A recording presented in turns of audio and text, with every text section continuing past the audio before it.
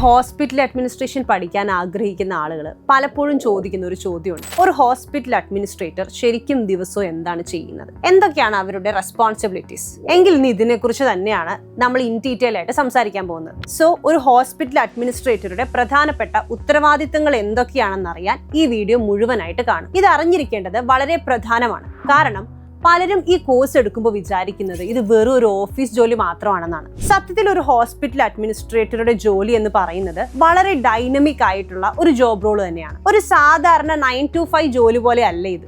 ഒരുപാട് റെസ്പോൺസിബിലിറ്റികളും അതിനനുസരിച്ചുള്ള പ്രഷറും പിന്നെ പല തരത്തിലുള്ള തീരുമാനങ്ങൾ വേഗത്തിൽ എടുക്കേണ്ട സാഹചര്യങ്ങളും ഒക്കെയുള്ള ജോലിയാണിത്. ഒരു ഹോസ്പിറ്റൽ അഡ്മിനിസ്ട്രേറ്ററിന്റെ പ്രധാനപ്പെട്ട 10 ഉത്തരവാദിത്തങ്ങൾ എന്തൊക്കെയാണെന്ന് നമുക്കൊന്ന് നോക്കാം. ഒന്നാമത്തേത് daily operations management.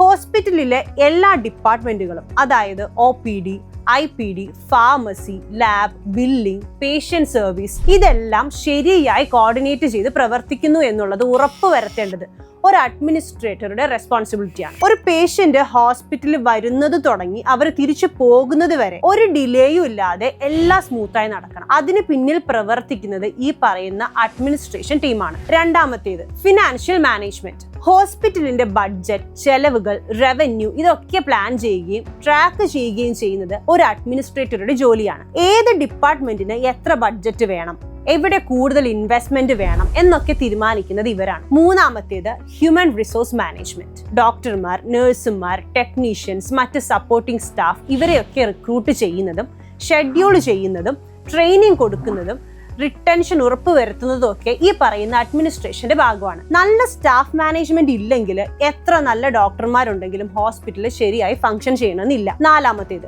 Regulatory കംപ്ലയിൻസും legal കാര്യങ്ങളും. NABH, JCI പോലുള്ള അക്രഡിറ്റേഷനുകൾ നിലനിർത്തുക, ഗവൺമെന്റ് ഹെൽത്ത് റെഗുലേഷൻസ് പാലിക്കുക, ലൈസൻസുകൾ പുതുക്കുക, ഇതൊക്കെ അഡ്മിനിസ്ട്രേറ്ററുടെ റെസ്പോൺസിബിലിറ്റിയാണ്. ഹോസ്പിറ്റലിലെ ഇൻസ്പെക്ഷനുകൾ വരുമ്പോൾ എന്തെങ്കിലും ഇറഗുലാരിറ്റി കണ്ടെത്തിയാൽ ഹോസ്പിറ്റലിന്റെ ലൈസൻസ് തന്നെ ക്യാൻസൽ ആകാനുള്ള സാധ്യതയുണ്ട്. അതുകൊണ്ട് തന്നെ ഇത് വളരെ സെൻസിറ്റീവ് ആയ ഒരു റെസ്പോൺസിബിലിറ്റി ആണെന്ന് കൂടി പറയേണ്ടി വരും.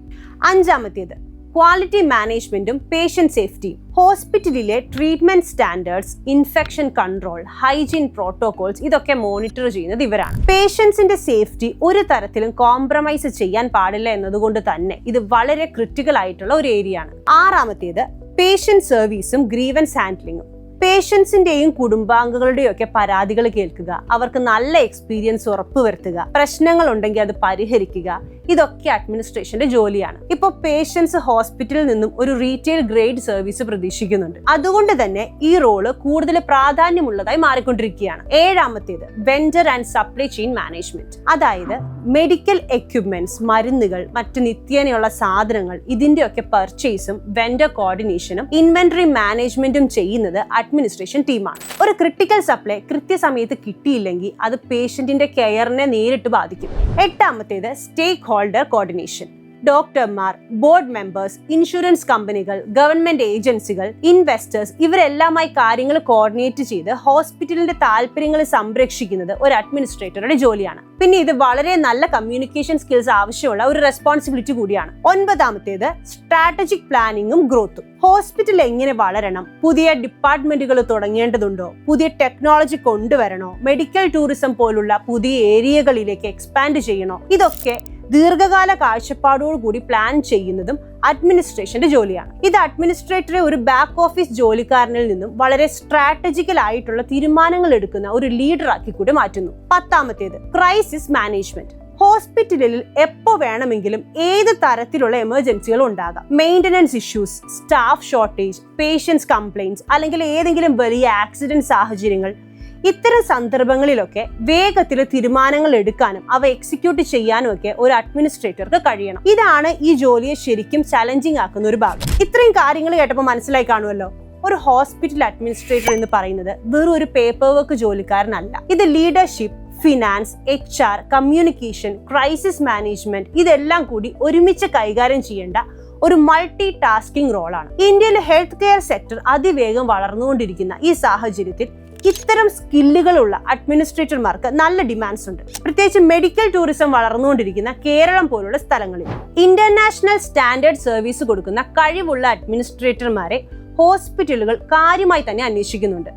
അതുകൊണ്ട് ഈ ഫീൽഡ് പഠിക്കാൻ ആഗ്രഹിക്കുന്നവരെല്ലാം ഒരു കാര്യം മനസ്സിലാക്കുക. ഈ പറഞ്ഞ കാര്യങ്ങളെല്ലാം കൈകാര്യം ചെയ്യാൻ പറ്റുന്ന തരത്തിലുള്ള സ്കില്ലുകൾ, ഉദാഹരണത്തിന് leadership skill, problem solving skill, communication skill, പ്രഷറിൽ വർക്ക് ചെയ്യാനുള്ള കഴിവ്, ഇതൊക്കെ നിങ്ങൾ ഡെവലപ്പ് ചെയ്യേണ്ടതുണ്ട്. ഇന്റേൺഷിപ്പുകളും പ്രാക്ടിക്കൽ എക്സ്പോഷറും ഒക്കെ ഇതിന് വളരെ പ്രധാനമാണ്. അതുകൊണ്ട് നിങ്ങളൊരു കോഴ്സ് തിരഞ്ഞെടുക്കുമ്പോൾ ഈ പറയുന്ന കാര്യങ്ങളെല്ലാം കൃത്യമായി ഉറപ്പുവരുത്തുന്ന ഒരു കോഴ്സ് തന്നെ വേണം തിരഞ്ഞെടുക്കാൻ. സോ ഈ വീഡിയോ നിങ്ങൾക്ക് എല്ലാവർക്കും ഹെൽപ്ഫുൾ ആയി കാണുമെന്ന് വിചാരിക്കുന്നു. നിങ്ങൾക്ക് ഇനിയും എന്തെങ്കിലും തരത്തിലുള്ള സംശയങ്ങൾ ഇതിനെക്കുറിച്ചുണ്ടെങ്കിൽ താഴെ കമന്റ് ചെയ്യും. Take care, by.